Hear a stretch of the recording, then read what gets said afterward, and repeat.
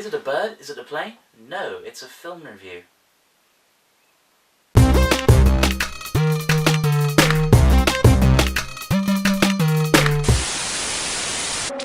Man of Steel. Okay, Man of Steel is a collaboration between two of my favourite and two of the most interesting filmmakers, my personal taste, Zack Snyder and Christopher Nolan. To be honest, it's more of a Zack Snyder film than a Chris Nolan film, but I can't fault that. Man of Steel is the current reboot of Superman. I've never actually really been interested in Superman. I feel the character was too one-dimensional and too overpowered for my liking. I didn't really feel him relatable. So I was quite curious as to see how this film would turn me against that and like see if I can be more related to him. And I feel this film worked for that. The film really has a contrast of two paces. The beginning really has a sort of slow, very slow build-up. We see a young Clark Kent, we see a bearded Clark Kent, we see a fisherman Clark Kent. We get a real sense of what this character is. We get a sense of what he builds up to. We get a sense of why he wants to find out who he is. Henry Cavill makes a fantastic Superman. I feel he embodies the character very well, and he's built up to levels that really make you feel less of a man in every single way, shape and form. God damn you, Cavill. But to be honest, he brings a sincerity to the role and a quietness to the role, and I've actually really liked him. I think he brought a depth to the role that I haven't seen before. Amy Adams really works as Lois Lane as well. She was a really strong female role. She wasn't just a damsel in distress, she really worked. She was the perfect superhero girlfriend, I think. She was a perfect countermeasure for Henry Cavill's Superman. She was superhuman in another right.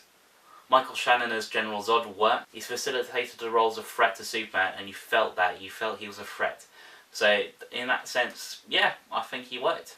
The star turns, I have to say, were Superman's father figures, played by Russell Crowe and Kevin Costner. Kevin Costner in particular choked me up a little bit. I have to say he was very strong in that role, and you felt like he cared for the cat, and he felt like a caring father. Same with Russell Crowe. I felt I could believe him as Superman's father. Him and Cavill looked quite similar, and you could see the distinction. You could see that the characters linked together. And I think you'll be surprised by it. So check out the right-handed Zod. I've forgotten what the actress's name is. Played by Anta J. Trell. It's a German actress. Very good villain. And her action scenes are absolutely spectacular as a villain. Best fight scenes in the film. So the action scenes were absolutely fantastic. Direction coming from anywhere and everywhere. We get a real sense of a Superman fight sequence, which we didn't see, quite frankly, before in the Christopher Reeve days or the Brandon Routh film. It really felt like godlike titanic battles in the city, though there is a lot of collateral damage that probably would cost about millions, quite frankly. A few problems I have with the film are the pacing does get uneven. For the first half, we have a very slow build-up, we have a lot of character dimensions, and then suddenly, as soon as he puts the suit on, gets really fast, and we build up. We hit from big scene to big scene to big scene, and it feels a little bit out of sorts, and you don't get much breathing room, and it sort of just feels a bit jaunting at first. But other than that, it's all right. It's good. You know, sped up. I felt a lot of people would have been bored if the film had just kept on that pace all the whole time.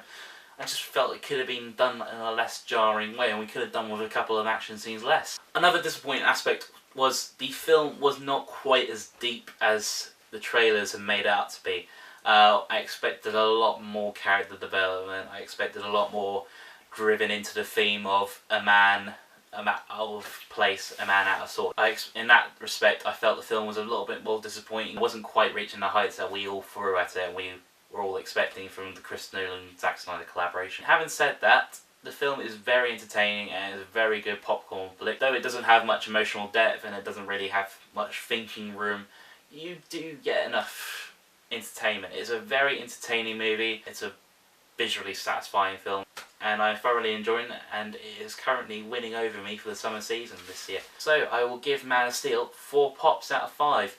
Go see it. I recommend it. I highly recommend going and seeing it. Don't just lower your expectations slightly, because it is not the spectacle we were all imagining it was going to be. Like, favourite, subscribe.